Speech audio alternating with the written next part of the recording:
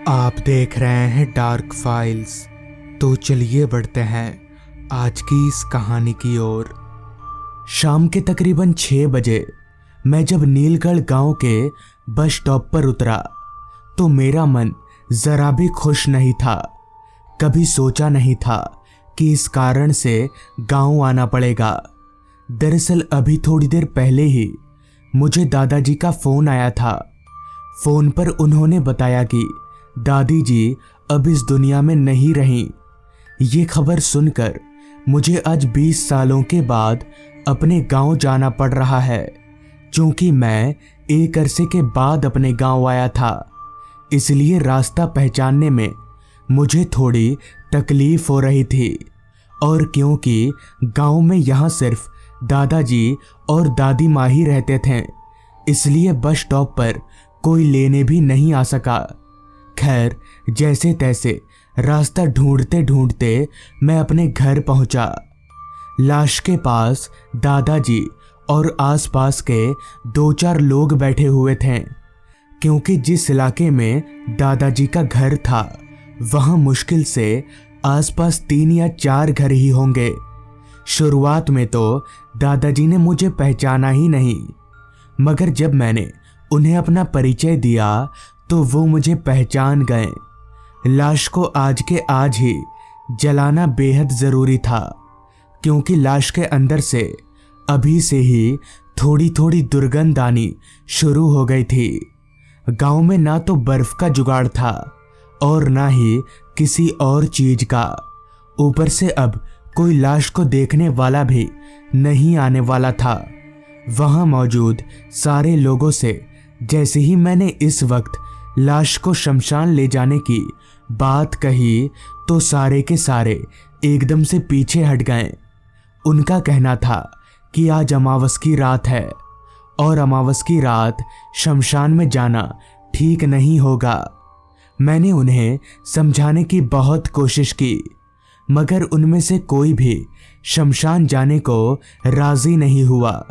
शाम धीरे धीरे रात में तब्दील हो रही थी। समझ नहीं आ रहा था कि अब क्या करूं, अकेले लाश को शमशान कैसे ले जाऊं। तभी मेरे दिमाग में एक आइडिया आया, जिसका जिक्र करते हुए मैंने वहां मौजूद लोगों से कहा, अच्छा, आप लोग शमशान नहीं जा सकते ना, पर एक ठेला गाड़ी का तो इंतजाम कर सकते हैं। मेरे इतना कहने पर गांव वालों ने एक ठेले वाले को किसी तरह ज्यादा पैसों का लालच देकर शमशान जाने के लिए हाँ बुलवा दिया। ठेले वाला अपना ठेला लेकर दरवाजे के ठीक बाहर खड़ा था। फिर मैंने और 2-4 लोगों ने मिलकर लाश को ठेले में चढ़ा दिया। लाश का चेहरा अभी भी कफन से ढका हुआ था, क्योंकि मैं एक ही बार शमशान में जाकर ही दादी जी का चेहरा देखने वाला था। लाश को ठेले पर चढ़ाने के बाद जो जगह बची वहां मैं बैठ गया और ठेला गाड़ी शमशान की तरफ चल पड़ी। ठेले वाला सामने की ओर बैठकर तेजी से पैडल मार रहा था, जैसे उसे शमशान पहुंचने की जल्दी हो। जिस पर मैंने उस ठेले वाले से कहा, आराम से चलाओ यार, इतनी जल्दी क्या है। इस पर ठेले वाला बोला, साहब रात होने वाली है, जितना जल्दी शमशान जाकर वापस आ जाएंगे हमारे लिए उतना अच्छा है। आज अमावस की रात है ना। खैर, मैं इन सब तकियानुसी बातों पर विश्वास तो करता नहीं था, लिहाजा मैं चुपचाप ठेले पर ही बैठा रहा। मैंने अपने एक हाथ से लाश के कफन को पकड़कर रखा था, ताकि तेज हवा के चलते कफन उड़ ना जाए। ठेला गाड़ी गांव के उस कच्चे रास्ते पर पूरी रफ्तार से चल रही थी। रास्ता इस कदर खाली था कि अगर उस रास्ते पर किसी का एक्सीडेंट हो जाए तो पानी पिलाने वाला भी कोई नहीं मिलेगा। दोनों बाजू जंगल और एक लंबा चौड़ा रास्ता। अभी हम लोग आगे बढ़ ही रहे थे कि तभी रास्ते के किनारे हमें कोई बूढ़ी औरत नजर आने लगी, जो कि हाथ दिखाकर ठेला गाड़ी रोकने का इशारा कर रही थी। जिस पर मैंने ठेले वाले से कहा, रुको रुको, ठेला रोको। शायद इन्हें कोई मदद की जरूरत है। हालांकि ठेले वाला ठेला रोकने को तैयार नहीं था, मगर मेरे जिद करने पर उसने ठेला रोका। ठेला रोकते ही वो बूढ़ी अम्मा जैसे तैसे ठेले में चढ़कर बैठी और हम लोग वापस से आगे बढ़ने लगे। मगर पता नहीं क्यों उस बुढ़िया का चेहरा मुझे कहीं देखा देखा सा लग रहा था, जैसे मैंने उसे पहले कभी देखा हो। तभी मैंने उस बुढ़िया से पूछा, अम्मा, इतनी रात गए कहाँ जा रही हो? इस पर बुढ़िया बोली, शमशान जा रही हूँ बेटा, तुम लोग वहीं जा रहे हो ना? इस पर मैंने अपना सिर हाँ में हिलाया और पूछा, शमशान में इतनी रात गए आपको क्या काम है? इस पर बुढ़िया ने बात को ये कहकर टाल दिया कि कुछ काम है।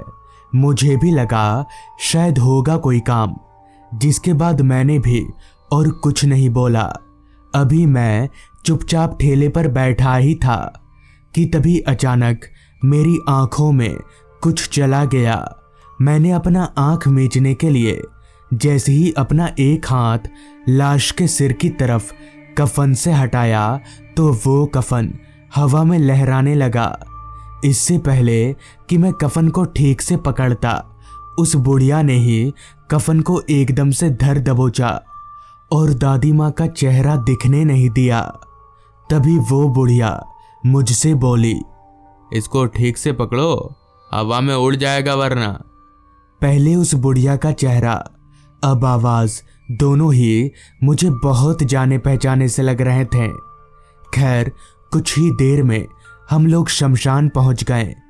नीलगढ़ गांव के शमशान में ये मेरा पहली बार आना हुआ था। तब रात के 9 या 9:30 बज रहे होंगे। मैंने और ठेले वाले ने मिलकर लाश को नीचे उतारा। तभी मैंने ठेले वाले से कहा, चलो भाई, हाथ लगाओ थोड़ा, लाश को अंदर तक ले चलो। इस पर ठेले वाला बोला, देखो साहब, मैं अंदर नहीं जाएगा, अपनी यहीं तक बात हुई थी शमशान जाने की, बस इसके अंदर मैं नहीं जाएगा। ठेले वाले की बात सुनकर मेरे बगल में खड़ी उस बुढ़िया ने कहा, चलो बेटा, मैं तुम्हारी मदद कर देती हूँ, ये नहीं जाएगा शमशान में। इससे पहले कि मैं उस बुढ़िया को कुछ बोलता, उसने झुककर लाश को एक तरफ से पकड़ लिया। मैं भी कुछ बोल नहीं पाया और लाश को दूसरी तरफ से पकड़कर शमशान के अंदर ले जाने लगा। शमशान पूरी तरह से खामोशी के गिरफ्त में था। दूर दूर तक हमारे अलावा और कोई इंसान नहीं था। शमशान के अंदर जाकर हमने लाश को जमीन पर रखा और मैं उस बुढ़िया को लाश के पास रखकर लकड़ियां लाने चला गया। शमशान चारों तरफ से जंगलों से घिरा हुआ था, इसलिए लकड़ी खोजने में मुझे कुछ खासा दिक्कत नहीं हुई। लकड़ियां लेकर मैं वापस दादी माँ की लाश के पास आया। वो बुढ़िया अभी भी उसी तरह से लाश के पास ही खड़ी थी। खैर, मैंने चिता सजाना शुरू किया। चिता सजाने के बाद अब सिर्फ लाश को जलाना ही बाकी रह गया था। इसलिए मैंने सोचा 20 सालों के बाद एक आखिरी बार दादी माँ का चेहरा देख लूं। ये सोचते हुए मैंने जैसे ही लाश के चेहरे पर से कफन हटाया तो मेरे होश उड़ गए। मुझे मेरी आंखों पर यकीन नहीं हो रहा था, क्योंकि दादी माँ का चेहरा और मेरे बगल में खड़ी उस बुढ़िया का चेहरा एक ही था। मतलब ये कि वो बुढ़िया कोई और नहीं बल्कि मेरी दादी माँ की आत्मा थी। तब जाकर मुझे समझ आया कि इनका चेहरा मुझे कहीं देखा देखा सा क्यों लग रहा था, और 20 सालों में मैं अपनी दादी माँ का चेहरा लगभग भूल चुका था। इसलिए मैं उन्हें पहचान ही नहीं पाया। मैंने एक नज़र दादी माँ की आत्मा की तरफ देखा तो वो मुझे देखकर मुस्कुरा रही थी। दादी माँ की आत्मा को देखकर पता नहीं क्यों उस वक्त जहाँ मुझे डर लगना चाहिए था, वहीं मेरी आंखों में आंसू थे, किसी तरह से मैंने लाश का दाह संस्कार किया और दाह संस्कार करते ही दादी माँ की आत्मा मेरी आंखों से ओझल हो गई। फिर मैं शमशान से बाहर निकला और सीधे घर चला गया। उस दिन के बाद से दादी माँ की आत्मा मुझे कभी नहीं दिखी। दादाजी अब मेरे साथ शहर में रहते हैं। आज उस घटना को 6 साल बीत चुके हैं, मगर अभी भी मुझे दादी माँ का वो मुस्कुराता हुआ चेहरा अच्छे से याद है और शायद मैं अपने जीते जी उस चेहरे को कभी नहीं भूल पाऊंगा। तो दोस्तों, ये थी आज की कहानी। अगर आपको ये कहानी पसंद आई हो तो चैनल को ज़रूर सब्सक्राइब कर लें।